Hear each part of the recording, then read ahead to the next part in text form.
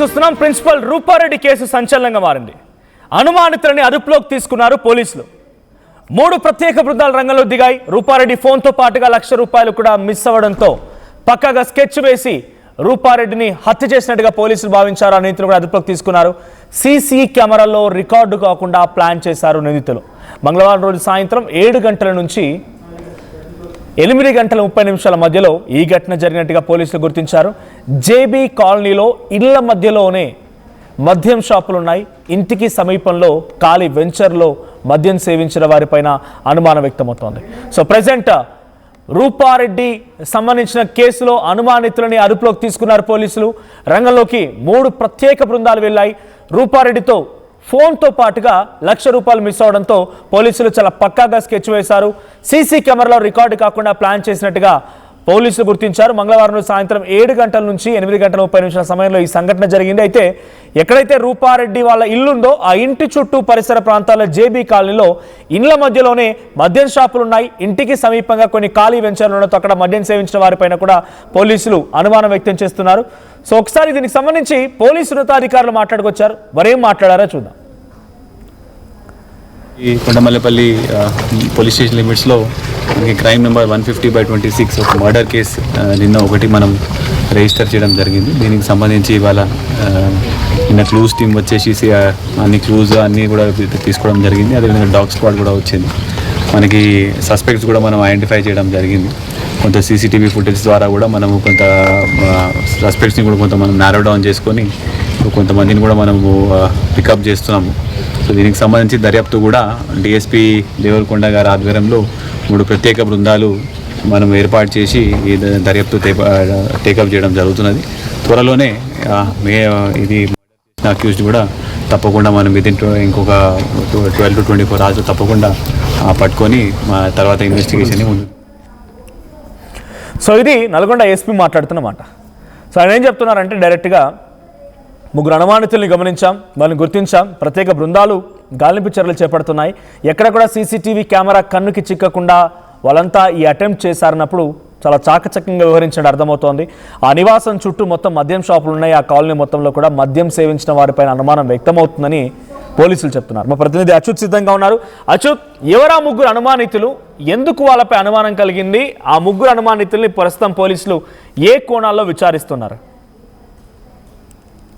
కూడా కొండమల్లపల్లి రూపారెడ్డి హత్య కేసులో కొంచెం మిస్టరీ వీడుతుందని కూడా చెప్పుకోవచ్చు. మొత్తం దీనికి సంబంధించిన సీసీ ఫుటేజ్ ఏవైతే ఆ రూపారెడ్డి దానికి సంబంధించిన హత్య జరిగిన తర్వాత రూపారెడ్డి సెల్ కూడా వెళ్ళినట్టు పడుతుంది. ఆ సెల్ ఆధారంగా దానికి సంబంధించిన టెక్నికల్ ఆధారంగా కూడా మొత్తం కేసును ముమ్మరం చేసినటువంటి పరిస్థితి ఉంది. ఆ దేవరకొండ డిఎస్పీ ఆధ్వర్యంలో ఆ 3 బృందాలు ఏర్పాటు చేశారు. నిన్నటి నుండి కూడా పూర్తిగా దీని మీదనే పనిచేస్తున్నటువంటి పరిస్థితి. మొత్తం సీసీ ఫుటేజ్ వ్యవహారం చూస్తుంది. అదే క్లూస్ టీమ్స్ అదేవిధంగా డాగ్ స్క్వాడ్స్ నిన్న ఏదైతే డాగ్ స్క్వాడ్స్ వచ్చాయో డాగ్ స్క్వాడ్స్ కొన్ని ఏరియాల వెనక నుంచి దూనికి వెళ్ళిన ఉన్నట్టు అవి కూడా చూసిన పరిస్థితి. అక్కడ మొత్తం దానికి సంబంధించి ఆ బ్యాక్ ఏదైతే రూపారెడ్డి ఇంటి వెనక సైడ్ మొత్తం కంప చెట్లు ఉండడం, ఎవరైతే ఈ నిన్న దుండగులు ఎవరైతే దానికి సంబంధించిన హత్య చేసిన తర్వాత కూడా వాళ్ళు వేసుకున్నటువంటి బ్లౌజులు కూడా అక్కడ కంప చెట్లలో వేసిపోయారని కూడా తెలుస్తుంది. దాన్ని కూడా పోలీసులు స్వాధీనం చేసుకుని అన్ని కోణాలలో కూడా ఇటు పోలీసులు మొత్తము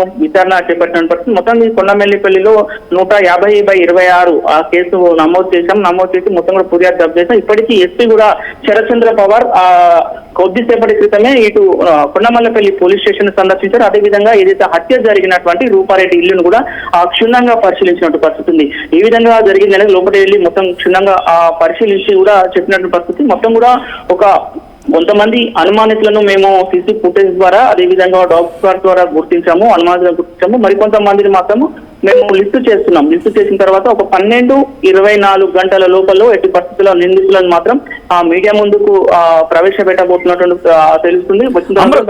మళ్ళీ అచ్యుత్, అక్కడ నా అదుపులో తీసుకున్నటువంటి 3 అనుమానితులు ఎవరు? అంటే మద్యం తాగడానికి వచ్చిన వాళ్ళ? పోలీసులు చెప్తున్నట్టుగా చుట్టుపక్కల పరిసర ప్రాంతాల మద్యం షాపులు ఎక్కువగా ఉన్నాయి, మద్యం సేవిస్తున్నారు వెంచర్లో అని చెప్తున్న దాంట్లో ఆ 3 అక్కడికి వచ్చిన వాళ్ళ, లేకపోతే రూపారెడ్డి కేసుతో ఎక్కడైనా లింక్ ఉన్న వాళ్ళ, సంబంధించిన వ్యక్తుల?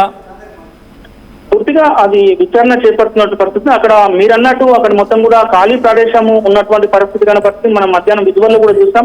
అక్కడ మొత్తం కూడా కంప చెట్లతో కూడా ఖాళీ ప్రదేశం ఉంటుంది. చాలా వరకు కూడా మద్య ప్రియులు కూడా అక్కడ తీసుకొచ్చి ఆ మద్యం సేవిస్తున్నటువంటి పరిస్థితి ఉంటుంది. దాంతో మొత్తానికి ఒక ముగ్గురిని మాత్రం అదుపులోకి తీసుకున్న తర్వాత వీళ్ళ కానించి మరికొంచెం టెక్నికల్ ఎవిడెన్స్ తో కూడా మొత్తం కూడా కూపీ లాగుతున్నటువంటి పరిస్థితి. వీళ్ళు అంటే ఇప్పుడు ఉన్న ఎవరైతే అదుపులోకి తీసుకున్న ముగ్గురితో పాటు ఇంకా వేరే వాళ్ళు ఎవరైనా ఉన్నారా, లేకపోతే ఈ ముగ్గురు కూడా మళ్ళీ అక్కడికి వచ్చి కూడా ఏమన్నా చూస్తున్నారా, ఎవరైనా వస్తున్నారా, ఎట్లా ఉన్నదని చూస్తున్న క్రమంలో కూడా మొత్తానికి అయితే కొంతమందిని ఒక నలుగురు మాత్రం అదుపులోకి తీసుకున్నాం, మరికొంతమందిని లిఫ్ట్ చేశామని అంటే ప్రస్తుతం పోలీసు అదుపులోనే ఉన్నటువంటి పరిస్థితి ఉంది. పూర్తిగా వాళ్ళ దగ్గర నుంచి విచారణ చేపడుతున్నారు.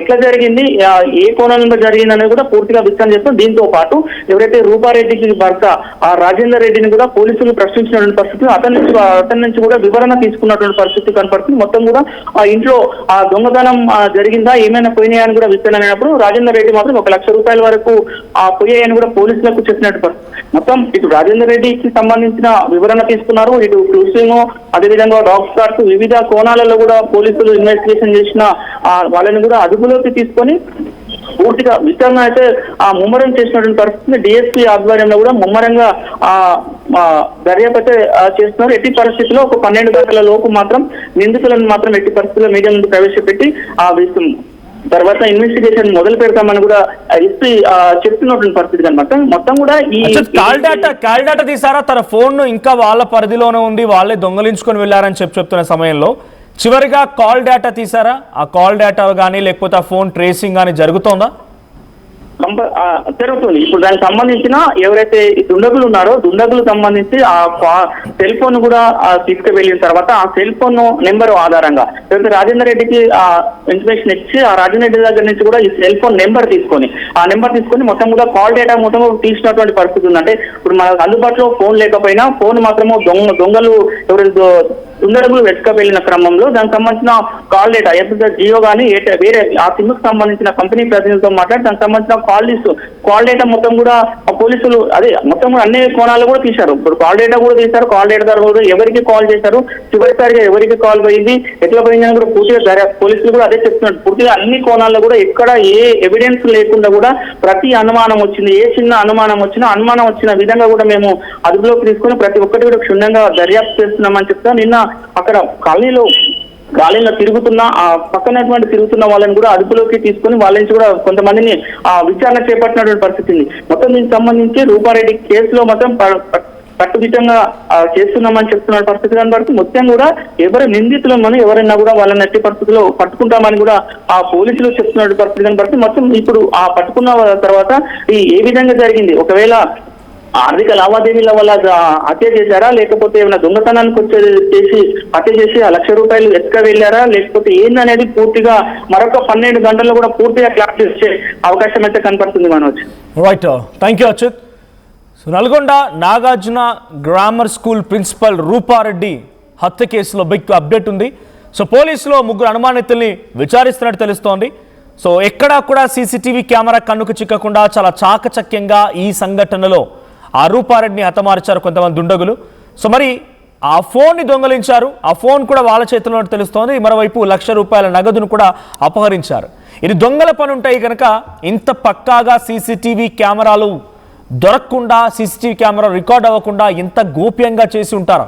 ఇది ముమ్మాటికి రెక్కి నిర్వహించే ఉంటారు. మరి ఎవరి పని ఉంటుంది? చుట్టుపక్కల పరిసర ప్రాంతాల్లో జేబీ కాలనీ మొత్తం కూడా మద్యం షాపులు ఎక్కువగా ఉన్నాయి. వెంచర్లో ఎక్కువ మంది మద్యం సేవిస్తున్నారు అని చెప్పి పోలీసులు చెప్తున్నారు. మరి ఆ 3 అనుమానితులతో పాటుగా కొన్ని ప్రత్యేక బృందాలు కూడా ఇంకా గాలింపు చర్యలు చేపడుతున్నాయి. కాబట్టి ఎటువంటి కీలకమైన అంశం బయటపడుతుంది, రూపారెడ్డి మరణం వెనుక ఎవరి హస్తం ఉంది అనేది బయటపడుతుందో చూడాలి. ఒకసారి పోలీసులు మాట్లాడారు, పోలీసులు ఏం మాట్లాడారో మళ్ళీ చూద్దాం. కొండమల్లేపల్లి పోలీస్ స్టేషన్ లిమిట్స్లో మనకి క్రైమ్ నెంబర్ 150/26 ఒక మర్డర్ కేసు నిన్న ఒకటి మనం రిజిస్టర్ చేయడం జరిగింది. దీనికి సంబంధించి ఇవాళ నిన్న క్లూస్ టీమ్ వచ్చేసి అన్ని క్లూస్ అన్నీ కూడా తీసుకోవడం జరిగింది. అదేవిధంగా డాగ్ స్క్వాడ్ కూడా వచ్చింది. మనకి సస్పెక్ట్స్ కూడా మనం ఐడెంటిఫై చేయడం జరిగింది. కొంత సీసీటీవీ ఫుటేజ్ ద్వారా కూడా మనము కొంత సస్పెక్ట్స్ని కూడా కొంత మనం నారో డౌన్ చేసుకొని కొంతమందిని కూడా మనము పికప్ చేస్తున్నాము. సో దీనికి సంబంధించి దర్యాప్తు కూడా డిఎస్పీ దేవరకొండ గారి ఆధ్వర్యంలో 3 ప్రత్యేక బృందాలు మనం ఏర్పాటు చేసి ఈ దర్యాప్తు టేకప్ చేయడం జరుగుతున్నది. త్వరలోనే ఇది అక్యూజ్డ్ కూడా తప్పకుండా మనం ఇంకొక 12 to 24 hours తప్పకుండా పట్టుకొని తర్వాత ఇన్వెస్టిగేషన్ ముందుకు తీసుకొని వెళ్ళడం జరుగుతుంది. మల్లెపల్లి